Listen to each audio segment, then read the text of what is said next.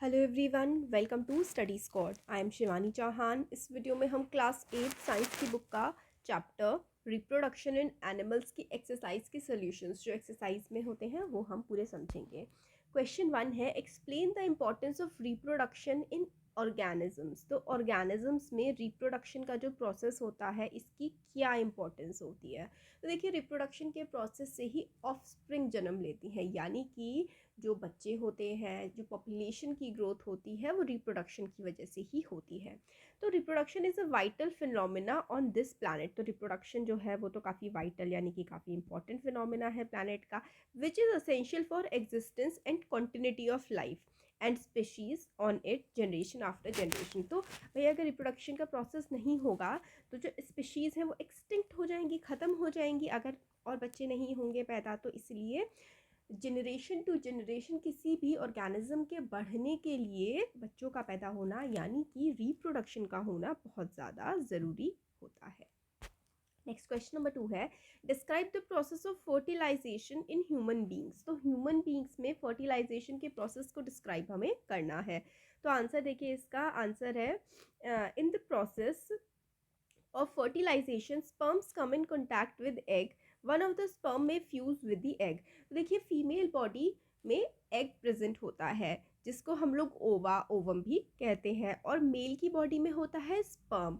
तो फीमेल का जो रिप्रोडक्टिव ऑर्गन होता है उसमें एग प्रेजेंट होता है और मेल में होता है स्पर्म। जब एग और स्पर्म मीट करते हैं, फ्यूज करते हैं यानी कि मिलते हैं, तो क्या होता है, जो स्पर्म का न्यूक्लियाई होता है, the nuclear sperm and egg fuse to form a single nucleus resulting in the formation of fertilised egg called zygote. तो देखो, ऐसा होता है कि ये एग है, ठीक है, इससे स्पर्म आकर के मेट किया, ठीक है।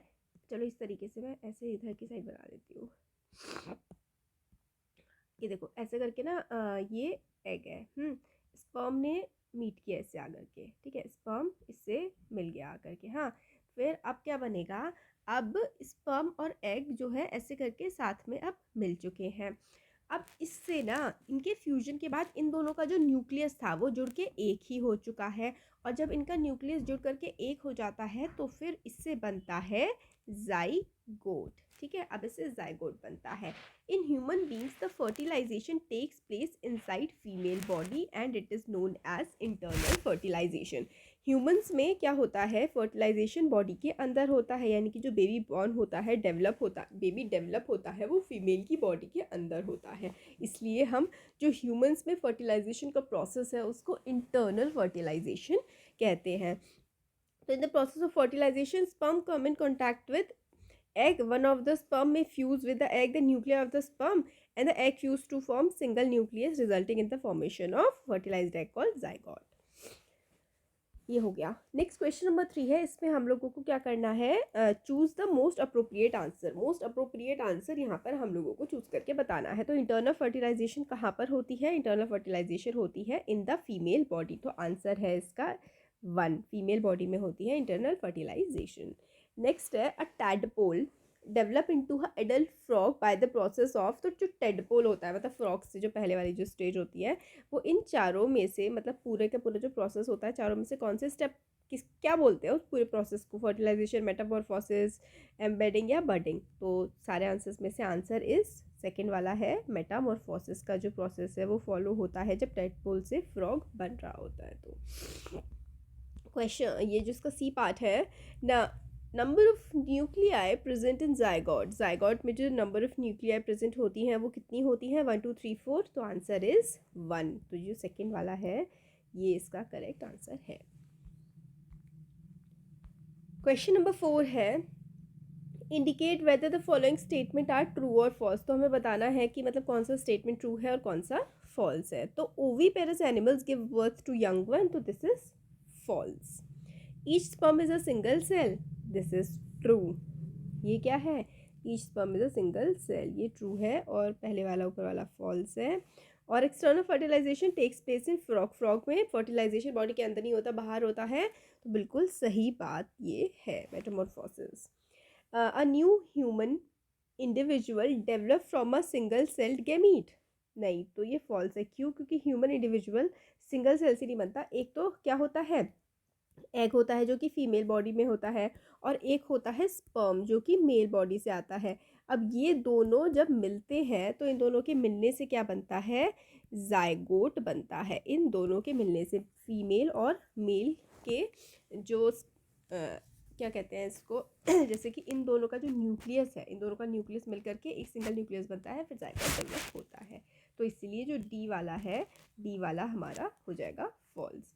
ई है, ई वाला जो है इसका देखते हैं कि egg laid after fertilisation is made up of single cell. तो ये ट्रू हो जाएगा क्योंकि फर्टिलाइजेशन के बाद तो एक ही सेल बन जाता है। पहले दो अलग अलग होते हैं न्यूक्लियस, फिर उसके बाद जब वो दोनों जुड़ जाते हैं तो एक ही सेल वो बन जाता है, तो true. Amoeba reproduces by budding. Amoeba कौन से प्रोसेस से करता है? अमीबा क्या बडिंग से करता है? तो ये फॉल्स हो जाएगा। फर्टिलाइजेशन इज नेसेसरी इवन, अभी हम लोग देखेंगे, ये वाला फॉल्स हो जाएगा क्योंकि अमीबा जो है वो तो बडिंग से थोड़ा करता है, अमीबा तो करता है फिजन से। अभी पूरा प्रोसेस आएगा इस आगे क्वेश्चन में। Fertilisation is necessary even in asexual reproduction. तो ये फॉल्स है क्योंकि ए सेक्शुअल रिप्रोडक्शन में एक सिंगल पेरेंट से ही जो है आगे की जनरेशन बन जाती है, तो फर्टिलाइजेशन का प्रोसेस की ज़रूरत नहीं होती ए सेक्शुअल रिप्रोडक्शन में, जैसे कि अमीबा में नहीं होती है। Binary fission is a method of A sexual reproduction. तो ये बिल्कुल ट्रू बात है। इसमें एक ही बाइनरी फिजन में क्या होता है, एक ही पेरेंट, एक ही जो है जैसे कि अमीबा वो दो में टूट जाता है, तो इसको हम लोग बाइनरी फिजन कहते हैं। एसेक्सुअल होता है तो बिल्कुल सही बात है, तो एक ही पेरेंट की इसमें रिक्वायरमेंट होती है। Zygote is formed as a result of fertilisation. तो ट्रू है, हमने सेकंड क्वेश्चन में 2 में देखा था ना कि जाइगोट क्या होता है, फर्टिलाइजेशन के प्रोसेस से एग जब स्पर्म से मिलता है तो फर्टिलाइजेशन होता है। An embryo is made up of single cell. तो एम्ब्रियो सिंगल सेल से नहीं बना होता, एम्ब्रियो जो है वो दो सेल मिलते हैं, फिर उसके बाद एक एम्ब्रियो बनता है। Give 2 differences between zygote and a foetus. तो जाइगोट और फीटस के बीच में 2 डिफरेंसेस हम लोगों को बताने हैं। तो देखो पहले जाइगोट देख लेते हैं। It is earliest stage of development. तो जब मेल और फीमेल गैमीट मिलते हैं यानी कि एग और स्पर्म मिलते हैं तो उनके फ्यूजन के बाद क्या बनता है, जाइगोट बनता है। तो ये डेवलपमेंट का सबसे अर्ली, सबसे पहला फेज होता है। It is formed by the fusion of male and female gamete. It is a single cell. ये जाइगोट के बारे में देख रहे हैं हम। ये सिंगल सेल होता है। The zygote divide several times to form an embryo. तो जाइगोट जो है वो बहुत बहुत सारी बार करके बाद डिवाइड होता है और उससे क्या बनता है, उससे फिर फर्दर चल करके एम्ब्रियो बनता है। Zygote normally last a week and then develop into its next stage. Zygote जो है लगभग 1 हफ्ते तक रहता है और फिर उसके बाद वो उसकी नेक्स्ट स्टेज में उसका डेवलपमेंट हो जाता है। फीटस क्या होता है, फीटस होता है, it is the last development stage of organism. तो फीटस जो है वो लास्ट डेवलपमेंटल स्टेज होती है किसी ऑर्गेनिज्म की। The stage of embryo that shows all the main recognisable body part of a mature organism. ये जो अब देखो ये क्या था, ये अर्लियर स्टेज थी जाइगोट, और जो फीटस है वो क्या है, वो लास्ट डेवलपमेंट स्टेज है। Stage of embryo that allows all the main recognisable body parts of the mature organism. तो मतलब फीटस में हमें सारे के सारे हाथ पैर ये सब मतलब समझ में आने लगते हैं। The foetus stage occur after embryo stage. तो एम्ब्रियो के स्टेज के बाद आती है फीटस की stage. Foetus mainly undergoes internal development. तो फीटस में क्या होता है, इंटरनल डेवलपमेंट मेनली होता है। तो इस तरीके से ये हो गया हमारा जाइगोट और फीटस के बारे में। क्वेश्चन नंबर 6 है, define asexual reproduction, describe 2 methods of asexual reproduction in animals. तो एसेक्सुअल रिप्रोडक्शन में एक ही पेरेंट, सिंगल पेरेंट की रिक्वायरमेंट होती है और उसके कौन कौन से अलग डिफरेंट मेथड है ये हमें देखना है।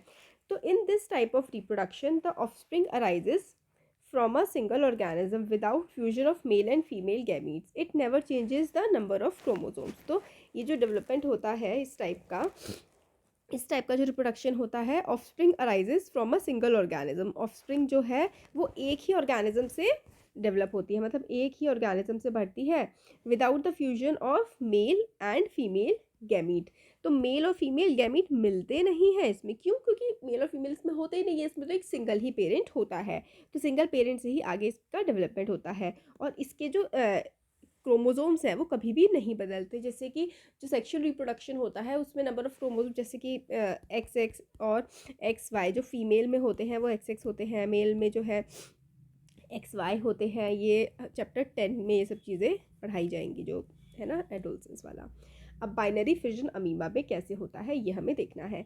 तो it is a kind of asexual reproduction in which one cell divided into two halves. तो अमीबा में क्या होता है, एक अमीबा होता है, फिर उसके बाद यही जो है दो में ब्रेक हो जाता है।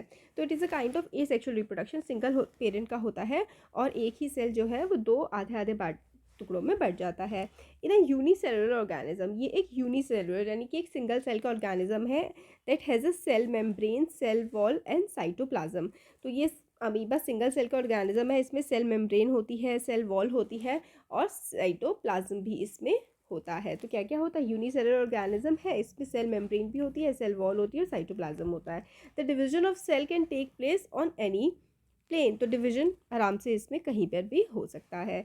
In this process the nucleus of amoeba first divide to form two daughter nuclei by the process called karyokinesis. तो इस प्रोसेस में इसमें क्या होता है, ये जो पूरा होता है ना, इस प्रोसेस में the nucleus of the amoeba first divides to form two daughter nuclei by the process called karyokinesis. तो इसमें क्या होता है, अमीबा जो है वो डिवाइड होता है, ठीक है, एक था फिर उससे एक से दो में डिवाइड होता है और इस जो प्रोसेस है इसको हम लोग बोलते हैं karyokinesis. Finally division of body into two halves having nucleus respectively take place. तो इस तरीके से देखो, अमीबा था, फिर ऐसे करके ये दो न्यूक्लियस बने, फिर ये और ज़्यादा टूटा और ये फाइनली फिर डॉटर अमीबा में ये कन्वर्ट हो जाता है। इस पूरे के पूरे प्रोसेस को हम लोग कहते हैं binary fission. Budding in hydra. अब हाइड्रा में किस तरीके से बडिंग होती है। Organism such as hydra use regenerative cell for reproduction in the process of budding. तो ऑर्गेनिज्म जैसे कि हाइड्रा होता है, रीजनरेटिव सेल्स का इस्तेमाल होता है बडिंग के प्रोसेस में। रीजनरेटिव सेल, रीजनरेट यानी कि दोबारा से जनरेट हो जाना। तो ऑर्गेनिजम्स सॉरी ऑर्गेनिज्म जैसे कि जो हाइड्रा होता है उसमें रीजनरेटिव सेल का ये लोग इस्तेमाल करते हैं और रिप्रोडक्शन का प्रोसेस होता है बडिंग का, ठीक है। देखो इस तरीके से बडिंग, ये जो साइड साइड में ऐसे छोटी छोटी सी इस तरीके से ना बड करके निकल जाती है और ये पूरा का पूरा ऑर्गेनिज्म फिर ऐसे बन जाता है। इस प्रोसेस को हम लोग बडिंग बोलते हैं। The first step is the formation of bud and then develop as a small outgrowth on the parent's body. देखो पहले ऐसे बड टाइप की बनती है, फिर उसके बाद ऐसे ऐसे और ज़्यादा निकलती ये जाती है। As the bird enlarges, it receives the characteristics of parent organism। तो बर्ड जैसे जैसे बड़ी होती जाती है, पेरेंट ऑर्गेनिज्म यानी कि जो इसका ये मदर थी इसके जैसा और इसका पूरा स्ट्रक्चर बनता जाता है। Once it is developed it may be detached from the parent body and develop into new individual. और फिर जब पूरी तरीके से डेवलप हो जाती है फिर ये डिटैच हो जाती है अपने पेरेंट की बॉडी में से। In some rare cases the buds may not be detached forming interconnected buds. तो कुछ केसेस में बर्ड जो है पूरी तरीके से वो अलग भी नहीं होती और इसके साथ ही जुड़ करके ही चलती रहती है। तो there are also methods like fragmentation, multiple fission, काफ़ी सारे और भी मेथड होते हैं। तो दो मेथड हमने इसमें देखे, बडिंग इन हाइड्रा और बाइनरी फिजन इन अमीबा, जो कि हम लोगों का पूरा ये वाला क्वेश्चन था ना कि किस तरीके से प्रोसेस चलता है डेवलप एसेक्सुअल रिप्रोडक्शन का। तो हम लोगों ने दो चीज़ों का इसमें देख लिया। अब क्वेश्चन नंबर 7 देखते हैं। In which female reproductive organ does the embryo gets embedded. तो एम्ब्रियो जो है वो कौन से, in which female reproductive organ does the embryo get embedded. तो एम्ब्रियो फीमेल की बॉडी में कहाँ पर होता है, यानी कि बेबी कहाँ पर डेवलप हो रहा होता है। In female reproductive organ the embryo get attach to the uterus. तो कहाँ पर डेवलप हो रहा होता है एम्ब्रियो, जो बेबी होता है वो यूटरस में डेवलप हो रहा होता है, ठीक है। Once it gets attached there occurs the formation of body parts like legs, hands and eyes. तो लेग्स, हैंड्स और आइज जो है वो डेवलप होते हैं जैसे जैसे बच्चा बड़ा होता है। Embryo is then called foetus. फिर जब उसमें हैंड मतलब हाथ, पैर, आँखें ये सब डेवलप होने लगते हैं तो उस एम्ब्रियो को हम लोग कहने लगते हैं कि अब ये फीटस में डेवलप हो गया। क्वेश्चन 8 है कि भाई मेटामॉर्फोसिस क्या होता है, उसको एग्जाम्पल हमें देना है। तो मेटामॉर्फोसिस होता है, it is defined as the process in which animals body structure abruptly changes through cell growth and differentiation, मतलब मेटामॉर्फोसिस में बहुत ही ज़्यादा तेज़ी से जो है स्ट्रक्चर किसी भी ऑर्गेनिज्म का बदल रहा होता है। ये बायोलॉजिकल प्रोसेस होता है फ्रॉग्स में और काफ़ी इंसेक्ट्स में ये प्रोसेस चल रहा होता है। सेल ग्रोथ और डिफ्रेंसिएशन बहुत ही रेपिडली होता है। Life cycle of a frog, frog की लाइफ साइकिल कैसी होती है? तो a tadpole emerging from a egg will have gills, tails, etc. They can swim easily in water.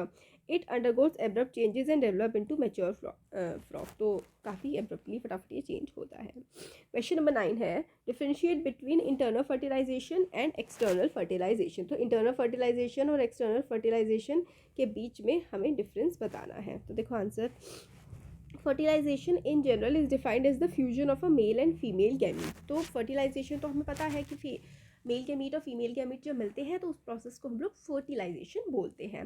तो अब देखो कि इंटरनल फर्टिलाइजेशन क्या होता है। Internal fertilisation it occurs inside the female body. तो इंटरनल फर्टिलाइजेशन जो है वो फीमेल यानी कि फीमेल औरत की बॉडी के अंदर होता है।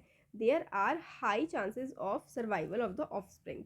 तो ऑफस्प्रिंग के जब फीमेल बॉडी के अंदर डेवलप हो रहा होता है तो अच्छे चांसेस होते हैं कि बेबी अच्छे से बॉर्न हो जाएगा।